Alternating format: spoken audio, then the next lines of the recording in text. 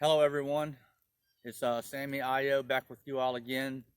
This morning I'm fixing to do a weld repair on a rotary cutter down here in South Louisiana. We call them bush hogs. I'll show you that in a few minutes, but as usual I want to start off my video again with a safety moment. If you've seen any of my YouTube videos regarding welding and working in a heavy industrial environment, safety comes first. It's always got to be safety first because, again, it's real easy, real quick to get hurt, and then we can't make a living anymore. We can't do this anymore. So in this, excuse me, in this safety moment, I want to talk about hearing protection, okay? I have here some earplugs, and I'm not going to sit here and preach and promise that I always use every piece of safety equipment that I preach about on here, but I can tell you that you can believe when I'm welding, at a minimum, I have safety glasses on. I got long sleeve shirts. I did a video about that yesterday morning, and if I'm going to be doing any amount of grinding or cutting or beating or banging or whatever that's going to make a lot of noise inside that shop with those metal walls. Those walls are all metal in there. There's no insulation on the inside, and the noise is just unbelievable. So if I'm going to be doing making any kind of extensive amount of noise, you can believe I got my earplugs in. These are just foam rubber earplugs. There's many different types of hearing protection. You got earplugs. If I'm not mistaken, I believe that according to OSHA, I think you can wear a single hearing protection up to, I think it's 83 or 86 decibels. Decibel is how they measure noise and sound. Up to, after, I think it's after 100 decibels, I think you're supposed to wear double hearing protection. Now, again, these are just plain foam rubber earplugs. There's really not much to them. This foam rubber, you squeeze them into a little point here, and you just simply insert it in your ear. Now you'll see a bunch of videos where they tell you all kind of silly things. Put your hand behind your head and pull you don't have to do all that. You don't have to do all that. I've been wearing these things for years. You twist them to a point and you just slide it in there about as deep as you can comfortably get it. These things have to go inside your ear canal, and then they'll swell back up to the normal size, or as big as your ear canal is, and it will greatly reduce the amount of noise going into your ears, which just really, really saves your hearing.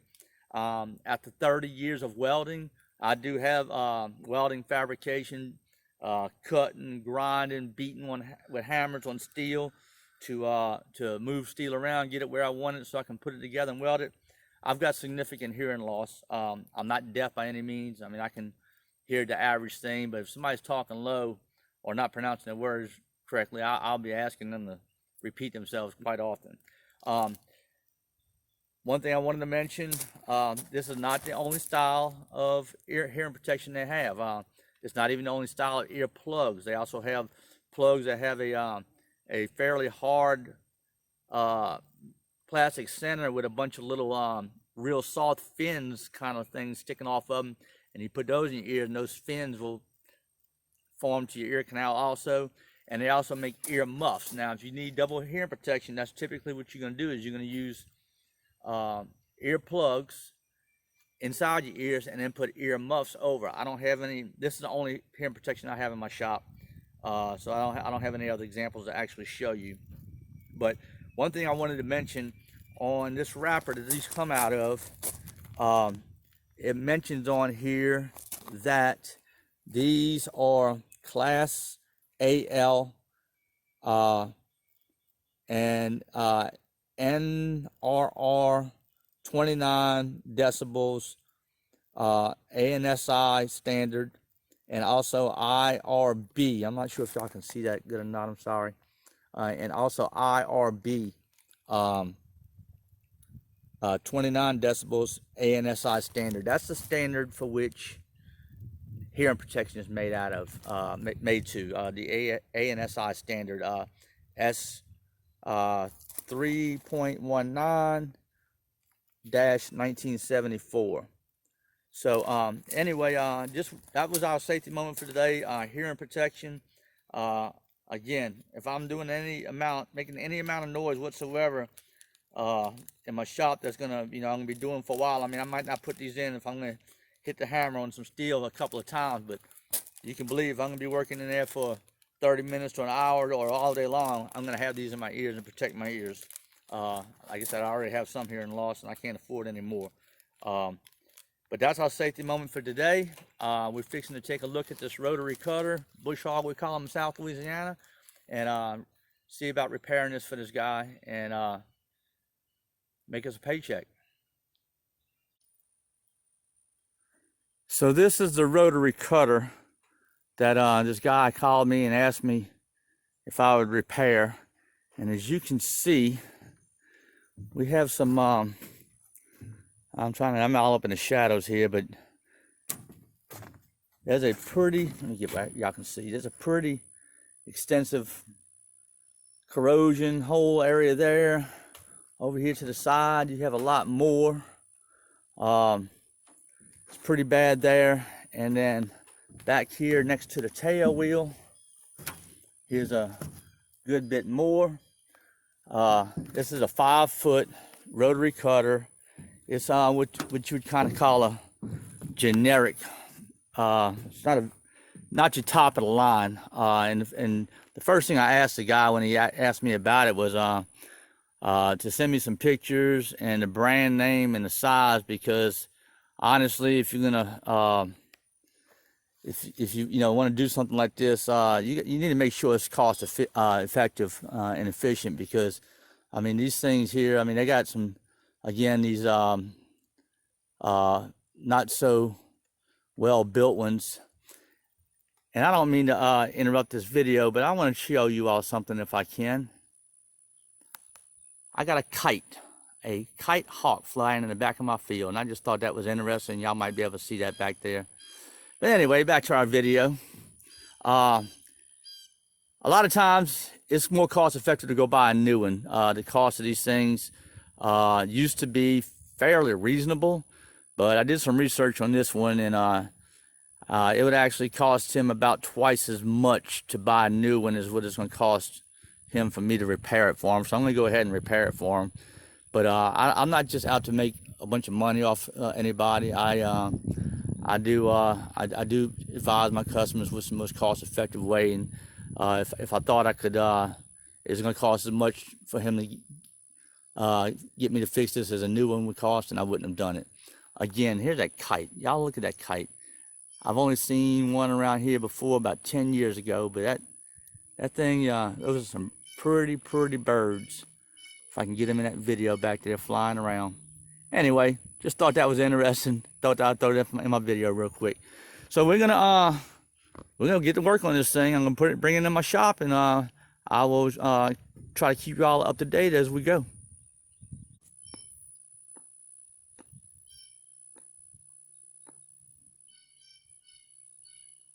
There's our kite again.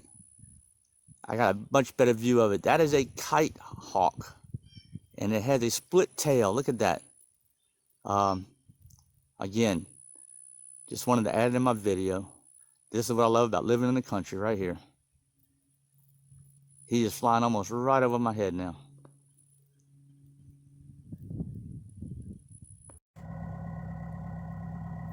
So my plan here is to lift that rotary cutter up with my tractor and my forks.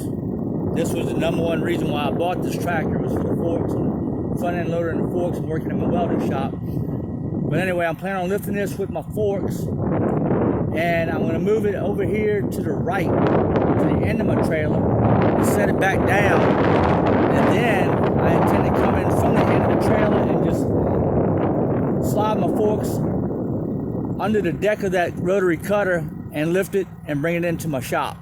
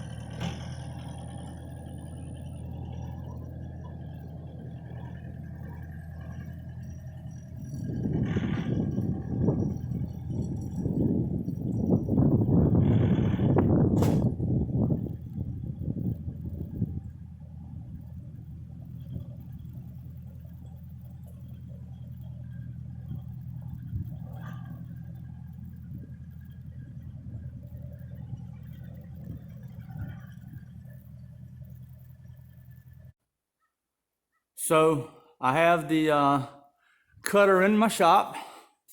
I put it on some automotive jack stands just to help me get up off the ground a little bit. Just makes it nicer, easier to work on. I'll be 55 years old in 6 more months, and I can't crawl around the ground like I used to on that concrete floor without it hurting a lot. So anyway, what I'm planning on doing here is I'm gonna cut a section out. I'm not gonna take this whole deck out. I told my customer I'm gonna cut a section, probably not very big, just enough to get the corroded spot out of there. Cut that out of there. I'm probably gonna cut this section over here. Sorry about that, but I'm probably gonna cut almost this entire area out here all the way, and then on this angle, then square it off, plumb it off here. I'm probably gonna cut all of that out of there. And then in here, I'm probably gonna cut, I'm probably gonna cut right center of that hole and come this way with it, all the way back to this member here, and cut down through here and just remove this half of this plate and replace it. The good Lord's always good to me, and I just so happened to be digging around in my scrap iron pile, and I found some gauge metal. This metal this cutter is built out of, and most of the ones that like that these days, the metal is so thin that they don't even measure it in inches. It's measured in gauges. And I would say that's probably, I'm guessing 18 gauge, 16 gauge maybe, which is probably just about exactly what he's got on this. So what I'm gonna do is I'm gonna take I think it's a 1/16 inch or 1/32 inch cutting wheel on a 4.5 inch grinder, and just take and cut these sections out, and then do the same thing with our sheet metal over here. And if I cut these pieces out on the mower correctly, I can use them as a template and just lay it right on top of this metal and get my shapes. So let's get started. So I've already started cutting on this, but I wanted to show you all what I'm doing here. So I have a 45 thousandths thick abrasive cutting wheel on my 4.5 inch grinder there, and I'm just using this to cut. And the reason I'm using this rather than a cutting torch or a plasma cutter or anything like that is because this metal is already oxidized, and to try to cut this with a cutting torch or a plasma cutter, it would make a big mess when it's already oxidized. You need clean metal to do that with. So this would come out, the cut will be better with this than it would be a cutting torch or a plasma cutter due to the oxidation in the metal already. So I'm going to continue cutting here and let you all see what it is I'm doing with this 45,000 cutting wheel. I have my safety glasses on, my face shield on, my earplugs in, my gloves, and we're going to cut right down this member right here.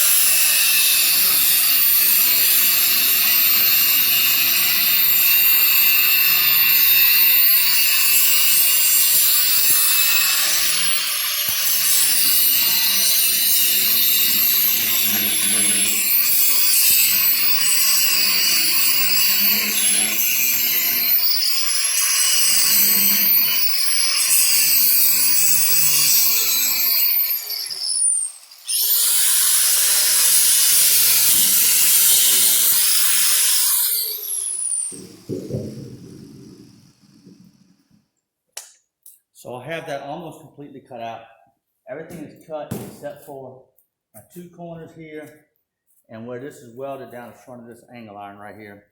So what I'm going to do is I'm probably going to finish cutting these two corners. I'll probably use my plasma cutter to finish cutting these two corners, and then I will let me make this so I can see a little bit better.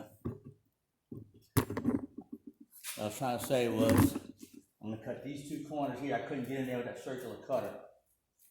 I'll probably cut that with a plasma cutter, and then I'll pull this up, and then I'll cut right down along here, and then I'm going to come back later and grind this down smooth to put our new piece in.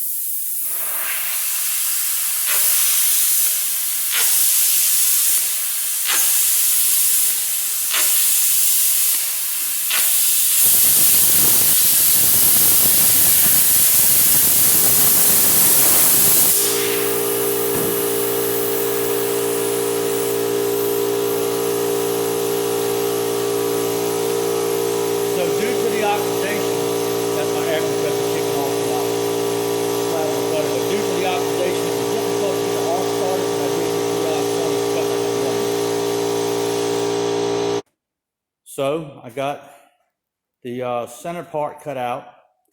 Of course, I still have a lot of dressing up to do. I'm going to have to grind all of this out the corner here, clean all this edge up, grind all of this out the corner here, and then I'm going to have to go, before I even fit the other piece in here or start welding on it, I got to get all of this rust affectionately known as rust. It's actually, the technical term is oxidation.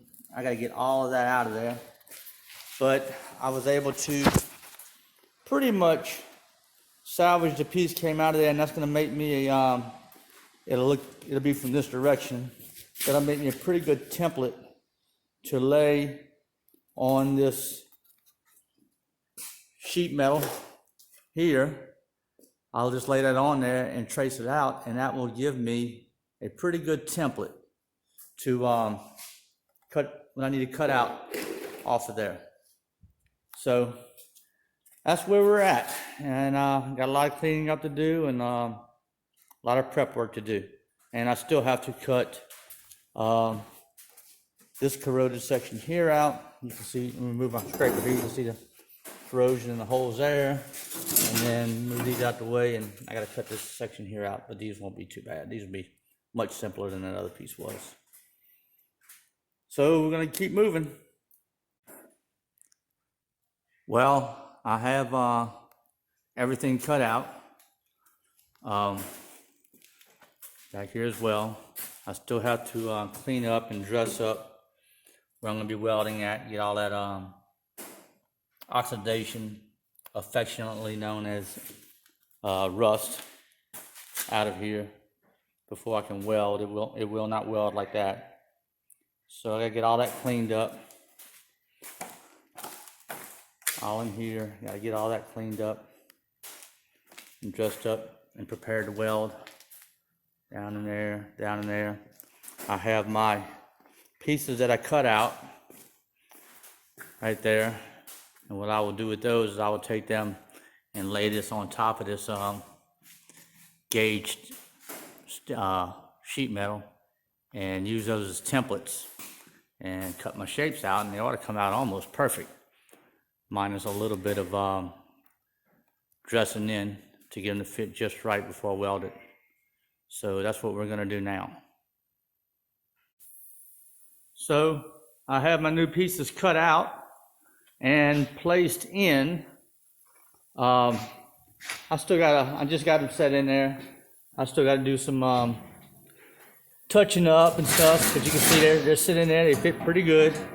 They fit really good, as a matter of fact. But like I said, they're just sitting in there right now. That one, and this one back here. Like I said, they cut out, they fit really good. I need to do a little bit of dressing up and trimming on them and whatnot, and get them tacked in place. And before I even do that, I'm going to pull these pieces back out a little bit and kind of clean them off a little bit better, so that when I get through welding them in, I'll patch paint where I welded new pieces in for the guy. So that's our next step, is dress these pieces up a little bit, tack them in and weld it after I kind of pre-prep it for paint. And that's where we're at. So I have all my pieces dressed up, cleaned up pretty good. Good enough to get some primer and some paint on this when I'm finished welding it in. Everything looks pretty good. So what I'm going to do now is I'm getting my welding machine set up to start tacking it all in there. I'm going to use my Millermatic 252 wire feed welder. I'm going to weld with the GMAW welding process, which is gas metal arc welding. I'm going to use this 35 thousandths welding wire.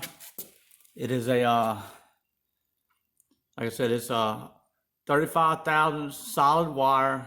I'm going to use a gas mixture, which is 75% argon and 25% carbon dioxide, C25 they call it. And that's what I'm going to tack weld and weld these pieces onto this rotary cutter with. So I'm going to get this set up and get started. By the way, the reason the box is there I've already started using this wire, but anytime, as soon as I'm finished using the wire, I take it back out of the machine. Let me show y'all real quick. Let me set this out the way. And set that over there. Set the box over here. So this is a cabinet welder. I lift my lid here. And the wire will go in there onto that axle and get fed through there. But anyway, anytime I get through using a wire, and I'm not going to be using it for the rest of the day, I take it and I put it back in the box that protects the wire and keeps the wire good for the next use. So I'm going to get set up and start tacking these pieces in. So I wanted to show you all how to set up a wire feeder, at least this particular wire feeder. They're all basically the same. Different manufacturers and different models are slightly different, but for the most part, they're pretty much the same. This one here is a top feed. It's fed from the top. The wire comes off the top of the spool. Some wire comes off the bottom of the spool, but this one here, it comes off the top of the spool. Now, you see I had the end of my wire tied off here, so it's all crooked. That's not going to feed through that gun hardly at all. So the first thing I'm going to do is I'm going to cut this end off and set that right there. Then I'm going to take and straighten the end of this wire out. Okay, it'll make it feed through the gun and the liner much better. Now I'm going to put this, feed it through this first hole, then into my liner of my gun. Now I'm going to close my drive wheel. I got an 035 wire, so I'm using an 035 drive wheel. You got different diameters of wire from as low as like, I think 20 thousandths up to, I know of, I think 62 or 65 thousandths. But you need to make sure you're using the correct drive wheel for the correct size wire. I've seen a lot of people try to run 35 thousandths wire with a 45 thousandths drive wheel, and it doesn't want to feed right. Well, then what they do is, now I've taken this contact tip and nozzle off my gun so that when I feed the wire through, it won't hang up right there. It'll come on through, and then I'll put the contact tip on and my nozzle back on. Again, the contact tip is for 035 thousandths wire. What a lot of people will do is they'll try to run the 035 thousandths wire through a 45 thousandths drive roller, and it won't feed correctly and it won't weld correctly. So logically they think, well, I'll put a 45 thousandths tip in there and it'll feed better. Well, it probably will feed a little bit better, but it's not going to weld very good because it's not getting the correct contact off this contact. It's called a contact tip. That's the name of it. It has to make contact with the wire to produce the correct current to make the weld with. What they should be doing is putting 035 thousand drive wheels with 35 thousandths wire and a 35 thousandths contact tip. So I got my wire in here. Now it's only right here, so I got to feed it all the way up to the end of my gun. I want to make sure my gun is as straight as possible. Now it's got a big curve in it, but I have to be able to feed it. So, but I've seen a lot of people have multiple coils in there. No, that's not going to work very well either. So anyway, now I turn my wire speed up almost all the way. So I just want to feed it real quick, and I have my gas. My inert gas, my C25 off because I don't want to waste it. And when I hit that trigger, when I have that bottle on, it's going to feed gas. I just want to feed the wire, and I'm going to feed the wire to this gun, and until it comes out. And I'm going to feed I just want the wire to come out as soon as possible. But before I go to welding, I will adjust my bolts and adjust.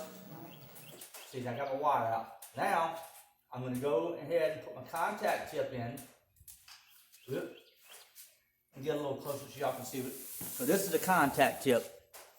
And the contact tip, Again, it's a 35,000 diameter tip for a 35, or it's for a 35,000 diameter wire. The wire is 35,000 diameter. I'm sure the tip is a little bit bigger, but what that tip does is send the current from the tip to the wire, and that creates your weld and your arc. So I'm gonna take my needle nose pliers here, take my needle nose pliers and snug that tip up. And now I will slide my nozzle on. And before I start welding, you can't start welding like that. Your wire needs to be barely sticking out, about that much before you start welding. So now all I need to do, now I can turn my gas on over here. I don't know if y'all can see that, but I'm turning my gas bottle on. Y'all saw it before. I'm gonna turn my gas bottle on, and then I am going to adjust my volts and my wire speed, and I will be able to start tack welding. I have my ground on here. First thing you need to do, or first thing I do, before I even attempt to start tacking and welding, I get my ground on, and then I get my positive side ready. You can't weld without the ground on. So I start with what needs to be, what you have to have first, and go in those orders to prepare myself to start welding. So we're going to start now tacking all those plates in, and I will keep you all updated. So I have this first plate in place. I don't have it tacked off yet, but I wanted to show you a little trick.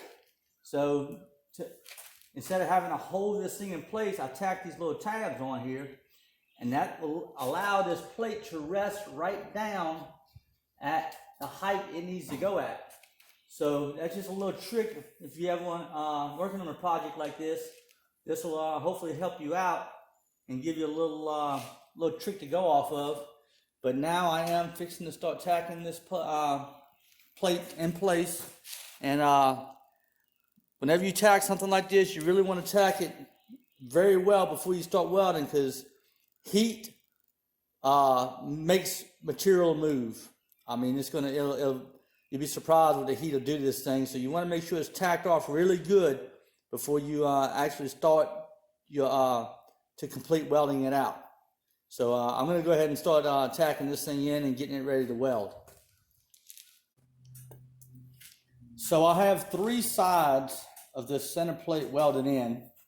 I didn't video it because the existing metal is paper thin, and I had to do a lot of starting and stopping, letting the weld metal cool down and continuing on.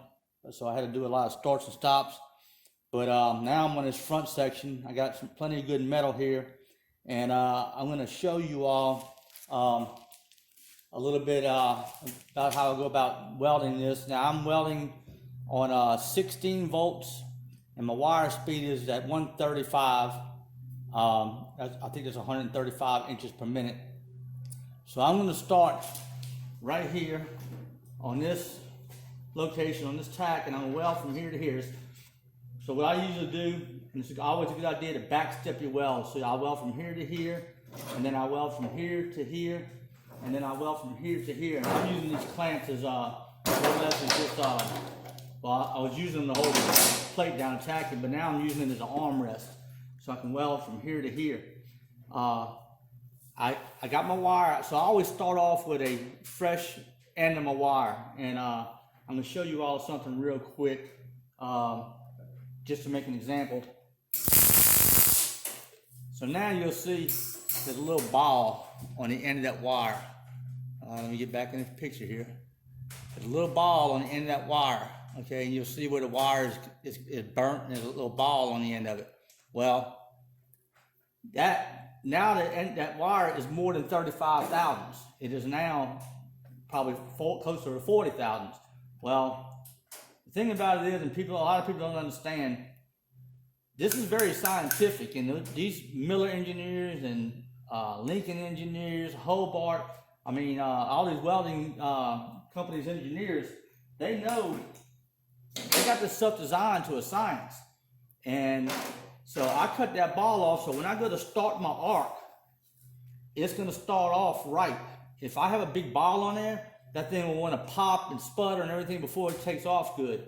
Where if I got it at a fresh end of my wire at 35 thousandths, it should start good, and I'll be able to make this weld from here to here, this little section, with no problem whatsoever. So let's see how this goes. It started just right. And I'll make a little A. I heard somebody say one time years ago, just draw an A. That's kind of what I'm doing, you could say. I'm drawing A.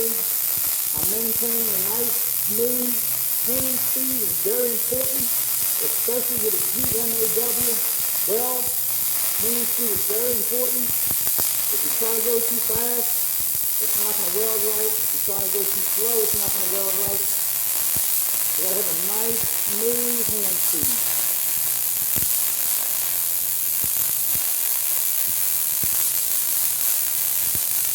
I can also listen to this machine or someone else's machine and tell whether it's set right or not.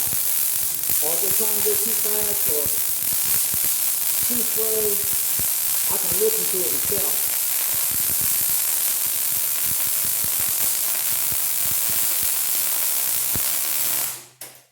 I don't know if y'all could hear it, but I mean, it sounded like almost like bacon frying, and that's how you really want it to sound. I will move down a little bit, and I will weld some more from this section to this section. Now, again, you can see that big ball on the end of that wire. I don't want that big ball on the end of that wire. I want to clip that off.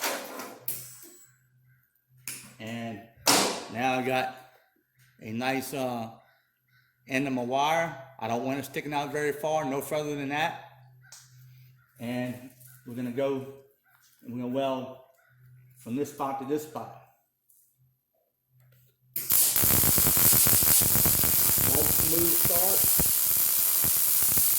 If I wouldn't have took that ball off, it probably would have sit and sputtered for just a second. It'll catch on, but it won't start off nice and smooth like it just did. On something like this, it's not that critical, but if you're doing a weld on a piece of pipe that's going to be holding a lot of pressure or something, it's very important to have this machine running at its optimum.